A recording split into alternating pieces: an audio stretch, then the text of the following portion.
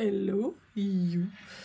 En cette belle et magnifique journée, je voulais vous proposer un tuto avec des produits que j'ai reçus de chez Bibi Craft. Le premier produit, c'est ça. Je ne sais pas si vous vous en souvenez, mais j'ai commandé 2 fois, tellement je les aime, un kit où il y avait beaucoup d'enveloppes. Il y a, je crois, à peu près 50 pochettes comme ça dedans, de tailles différentes. Donc avec ça et avec un des derniers produits que j'ai reçus, c'est-à-dire ces magnifiques petites fermetures en forme d'abeille. Donc voilà, ça plus ça pour donner quoi? Je ne sais pas si vous l'avez remarqué, je sais, on en a déjà parlé très souvent ensemble, j'ai quelques rouleaux. Pas beaucoup, mais j'en ai quand même quelques-uns. Et là, ça va être la 2e ou 3e présentation que je vous fais récemment pour des rangements concernant mes rouleaux. Donc, ce que je vais vous présenter aujourd'hui, ça sera avec ce matériel-là, un mix entre ça, une des premières créations que je vous ai fait, et ça. Donc, si vous voulez, on continue à essayer de gagner de la place. Hein. Vous savez que pour moi, le gain de place est important. En plus, j'ai eu la chance de recevoir ces produits, donc autant les utiliser. Et pourquoi à partir de ça? Sincèrement, en gain de place, ce type de rangement est absolument génial. J'aime beaucoup. Mais par contre, vous n'êtes pas sans savoir que j'ai des rouleaux parfois qui sont plus larges. Alors, ceux-là sont un peu larges pour ce que j'ai en projet. Mais les tailles intermédiaires comme ceci, ou comme ceux-là qui sont la même taille, qui sont des rouleaux qui font des rouleaux généralement de taille de 7 cm. Et c'est vrai que là, ça ferait trop petit. Et là, je veux dire, c'est très sympa pour certains types de motifs. Mais j'avoue que pour d'autres, c'est peut-être pas nécessairement ce que j'ai envie d'avoir. Donc, j'ai fait travailler mon petit cerveau. Et tout d'un coup, la lumière fut pas très éclairée, mais en tout cas, elle est apparue. Donc, quand j'ai vu ces pochettes, je me suis dit, mais elles sont géniales, comment je peux les utiliser? Parce que je les utilise, alors, vous savez que j'en utilise une partie qui sont classées debout de cette taille-là pour mettre certaines de mes découpes, que j'ai en un peu plus grand nombre ou un peu plus grande taille. J'ai également, grâce à la super boîte que j'ai reçue de Journal C, je me suis rendu compte que je pouvais venir mettre 2 séries de pochettes comme ça. Et vous voyez, j'ai encore plein de place pour venir en mettre d'autres. Pour moi, comme vous le savez, l'intérêt, j'aime bien centraliser, entre guillemets, mes rangements de façon à simplifier, retrouver et utiliser le matériel. Et là, je ne sais pas pourquoi, à un moment donné, je me suis dit, mais pourquoi j'utiliserais pas ça pour faire un peu un effet accordéon, mais avec quelque chose quand même qui se tient un petit peu plus joli. Donc, si ça vous plaît, si ça vous dit, je vous propose, on va faire ça en tuto ensemble. Vous verrez, c'est très simple. En sachant que moi, je l'ai fait avec les pochettes, mais vous pouvez tout à fait créer votre propre pochette et puis à l'adapter à la taille que vous voulez. Comme je vous disais, il y avait une question de largeur, mais il y avait aussi une question de longueur. Celui-ci est bien, mais vous voyez, celui-ci sera quand même plus long, notamment parce que les pochettes, quand vous les ouvrez, vous voyez, en termes de taille, elles sont vraiment très grandes. Donc, ça veut dire que je pourrais venir mettre des grands morceaux de rouleaux. Et vous imaginez le nombre de rouleaux que je vais pouvoir mettre dedans. Ça va être super intéressant. Ça veut dire que, par exemple, je vais pouvoir réunir... Si je veux venir mettre mes effets tâches, je vais peut-être pouvoir mettre dans une pochette plusieurs rouleaux dedans à l'intérieur. Donc, il y a vraiment plein de possibilités qui s'offre à moi pour ces rangements. La première chose qu'on va faire, ça va vous choquer, mais vous savez que j'aime bien vous choquer. Je vais venir en fait enlever la partie ici qui ferme les pochettes. Donc, ce que je vais faire, c'est très simple. Mais évidemment, je n'ai pas préparé à l'avance, comme d'hab. J'attrape mon massicot, je vais vérifier s'il rentre. Il ne rentre pas dans celui-ci.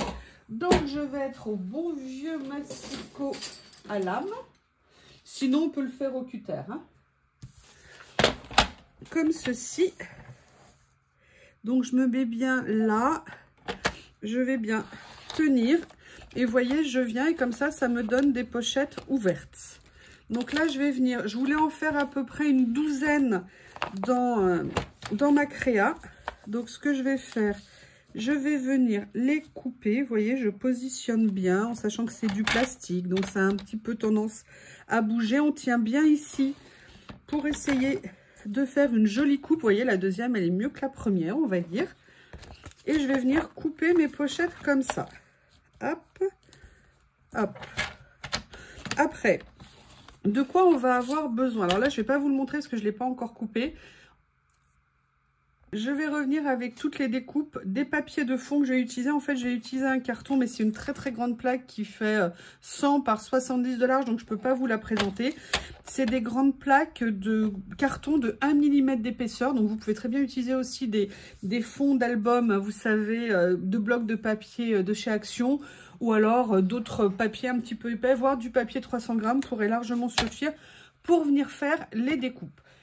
Je prépare avec les tailles et je reviens. Me revoilà. Alors, comme je vous l'ai dit, je suis venue couper la tête des pochettes. Et maintenant, on a des pochettes qui sont comme ça. Quelle taille font-elles? C'est un petit élément que je ne vous ai pas donné. Elles font 24 de long par 10 cm de haut. Donc, pour m'assurer une certaine tranquillité, je vais faire une découpe de largeur de 24,5. Ça me laissera un tout petit débord de chaque côté, ce qui sera peut-être plus joli en termes de présentation.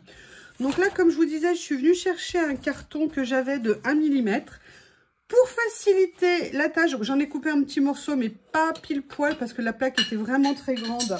Et j'ai fait tomber mon capuchon de cutter. Ce qu'on va faire, c'est que là, on va venir tout simplement préparer à la découpe. Donc, je prends ma règle équerre, hein, c'est très pratique d'avoir ça. Je vais venir mesurer 24 cm et demi. On fait attention de bien positionner. Hein. Retour d'expérience. Hein. Quand on se plante une fois, deux fois, trois fois, on fait plus attention. Donc, je vais venir déjà préparer en découpant sur toute la longueur ce dont j'ai besoin. Donc là, vous voyez, je vais venir tracer. Je vois que mes points se recoupent. C'est parfait. Ça va me permettre de couper droit étant donné que là, je vais faire une découpe au cutter pour la première partie. Comme ceci. Donc, vous voyez, très pratique d'avoir cette règle. On sait comme ça qu'on est bien. Après, je vais venir prendre ma grande règle en métal. L'avantage, c'est que c'est du carton de 1 mm. Hein, donc, c'est pas très, très difficile à couper. De toute façon, rien de mieux que des coupes au cutter. Je vous rappelle, on plante son cutter et on le redresse de façon à ce qu'il soit bien mis. Là, on tient bien sa règle avec ses doigts.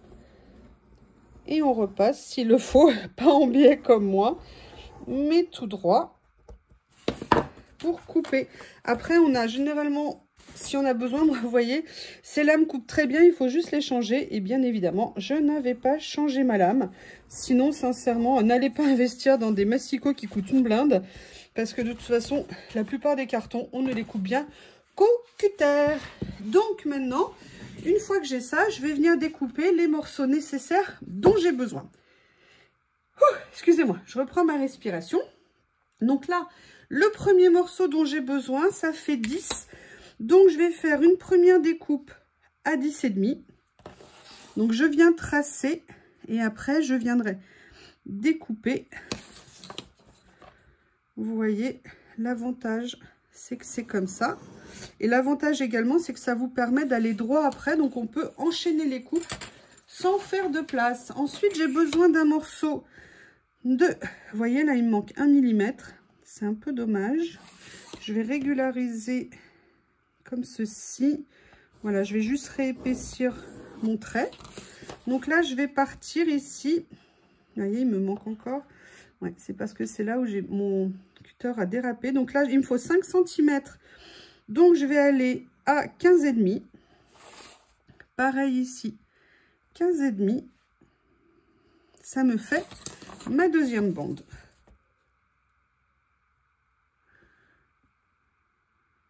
Un peu inquiète, c'est pas très droit tout ça. Est-ce que j'ai un 15,5? Je vais le prendre comme ça, ça devrait aller mieux. Voilà, ça me permet d'avoir un bon rapprochement. Après, il me faut à nouveau 10 cm et demi. Donc du coup, je vais me placer comme ça. Je vais venir faire ça ici. Comme ça, ça me permet d'être aligné. Je vous donnerai toutes les mesures après, hein. Comme ça vous aurez tout. Là, moi, c'est juste pour tracer. Il nous faut de toute façon 5 morceaux de découpe. Donc ici, je vais à nouveau venir faire 5.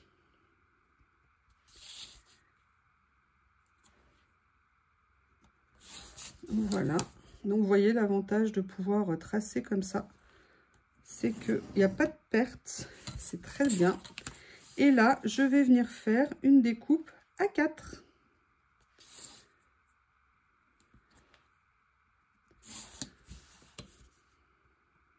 Comme ceci.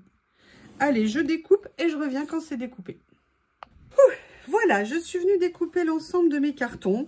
Donc après, pour l'habillage, il y avait plusieurs possibilités. C'était ou de venir le faire avec des feuilles directement de collection. Le souci, c'est qu'on ne peut pas utiliser le papier action parce que vous le savez qu'il se plie très mal. Donc ça aurait été dommage d'abîmer la structure du rangement. Donc moi, j'ai décidé d'opter pour autre chose. J'ai pris une feuille de papier A3. L'avantage de prendre une feuille de papier A3 ici, c'est que l'ensemble de mes découpes, vous voyez, la structure est là, rentre sur une seule feuille et je viendrai, je dirais, décorer après l'intérieur, enfin je mettrai un papier à l'intérieur, pardon, et je viendrai décorer l'extérieur en mettant d'autres papiers. Donc là, ce que je vais faire basiquement, c'est que je vais venir coller tout ça. Je le fais en accéléré et je vous retrouve.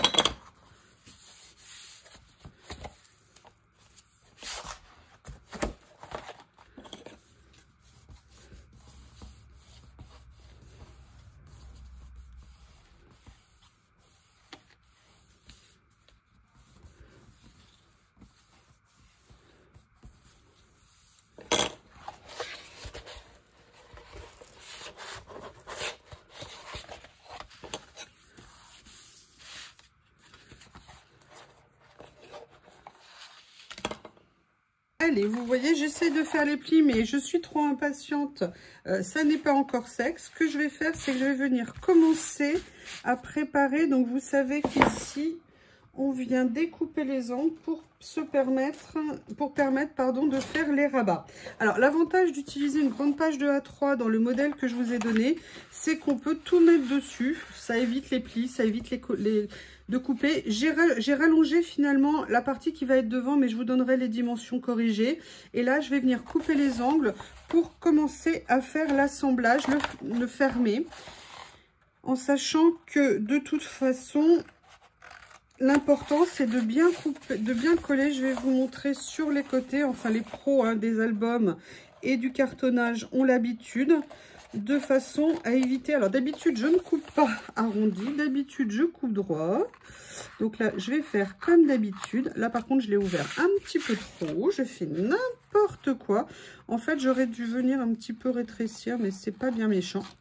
Voilà, donc maintenant on va venir faire le pli ici. Alors très important lorsque vous venez coller, c'est de bien venir mettre de la colle le long en fait du carton ici, de façon à vous assurer que ça soit bien collé et que ça tienne bien en place. Donc là moi je vais faire un double système scotch double face et colle comme je fais à chaque fois. Alors là comme j'ai laissé un peu plus de longueur, je vais pas nécessairement mettre entre guillemets, oui, il y a Théo évidemment, vous savez bien que Théo, mon acolyte, est là. Des fois que je sois loin de lui pendant 30 secondes, il faut bien qu'il veille au grain, monsieur. Donc j'ai mon garde du corps à côté de moi. Voilà. Donc là, je vais venir faire simplement le tour. Vous inquiétez pas, s'il y a des endroits, ça se décolle pour l'instant. Ça sera renforcé justement par la fermeture de l'ensemble du papier. Et ça vous donnera une structure qui est renforcée. Alors par contre, je ne sais pas du tout ce papier, comment il se plie dans le temps. Mais parce que là, moi, j'essaie de le forcer un petit peu, un peu comme une nouillette. Voilà, donc maintenant, on va venir mettre de la colle. Vous vous en doutez, puisqu'on est là pour ça. Ce que je fais, c'est que moi, comme je vous l'ai dit, déjà, je vais venir enlever le premier morceau. Alors, je ne sais plus si d'habitude, je fais la longueur grande d'abord. Mais écoutez, on est là. Moi, j'en mets bien toujours. Bon, voilà, ici, comme ça, au moins, je suis sûre. Je viens aussi recoller par-dessus, même le double face. Comme ça, ça me permet d'avoir vraiment une très bonne prise. J'aurais dû faire ce que je fais d'habitude, que je vous montrerai sur le prochain côté. Et là, on vient rabattre. Et moi, je fais bien attention de bien plaquer. Vous voyez ici, c'est pour ça que ce que je n'ai pas fait est important. Mais je vous montrerai ici. En fait, avant de venir faire votre pli, vous passez bien un plioir pour, vous voyez, faire entre guillemets un peu un pré-pli ici. D'accord? Là, vous n'oubliez pas, il faut bien rentrer vos angles ici de façon à vous faire des jolis angles au moment de votre pli. Mais ce que je vais venir faire d'abord, c'est je vais venir faire la partie en face. Moi, je fais toujours deux premières parties opposées avant de venir faire. Donc, vous voyez, le fait de passer le massicot, n'importe quoi, le plioir vous permet d'affiner. Après, vous venez mettre votre colle de façon à renforcer. C'est pour ça que vous n'avez pas besoin, là moi j'ai mis du carton 1 mm, mais un papier très épais aurait largement suffi. De façon, parce que en fait le double collage du papier ici vient renforcer en elle-même la structure. On va venir finir, donc comme je vous disais, maintenant que vous avez fait ça, alors on passe bien le plioir pour bien plaquer ce qu'on vient de faire. De tous les côtés, plus on est précis dans ce qu'on fait ici, plus le résultat sera joli. Vous venez rentrer l'angle ici, si ce monsieur veut bien. Voilà, ici, de façon à essayer d'optimiser votre angle et avoir un angle bien droit. C'est un petit peu plus joli. Pareil, on repasse bien en collant. Alors là, j'ai visiblement un petit morceau de carton qui n'était pas très droit. Hop, j'ai le pot de peinture qui veut fuir. Est-ce que vous voyez ce que je suis en train de faire? Peut-être pas. Excusez-moi. Donc là, pareil, on met bien de la colle ici. Bien dans le pli. Très important pour moi de bien plier les plis. De bien coller, pardon, les plis. Et là, vous voyez, c'est à ce moment-là qu'on vérifie pour que notre angle soit bien. Voilà. Et là, on aura des angles qui seront, je vais dire, a priori corrects. Peut-être pas optimum, mais corrects. On regardera ça après. Allez, il reste le dernier morceau à faire. Ici, donc là, j'ai déjà mis, comme je vous ai dit, un petit coup de plioir. Il nous reste à mettre la colle. Comme ceci. Voilà. Et on vient rabattre pour faire notre paquet, comme ceci. Donc là j'ai un peu une surépaisseur, c'est un peu dommage. Voilà, donc là, bien plaqué pour que ça colle. Et là, il y a une étape super importante à faire, c'est bien venir travailler les plis ici pour que le papier prenne sa forme au niveau du pliage. Vous voyez, bien venir marquer ici pour déjà façonner un petit peu la structure. Et là, vous avez votre structure qui est prête. Et vous voyez qu'avec vos pochettes à l'intérieur, ça viendra vous donner ceci. Hop, si je ne le mets pas au bon endroit. Et voilà, là, vous avez la structure de votre rangement. Et c'est là où les très jolis petits papillons vont venir se mettre. Pour tout vous dire, je n'ai pas encore choisi le papier que je vais mettre dessus. Donc, ce que je vais faire, je vais choisir le papier et je reviens avec vous pour la pose du fermoir et surtout l'installation des pochettes à l'intérieur. À tout de suite.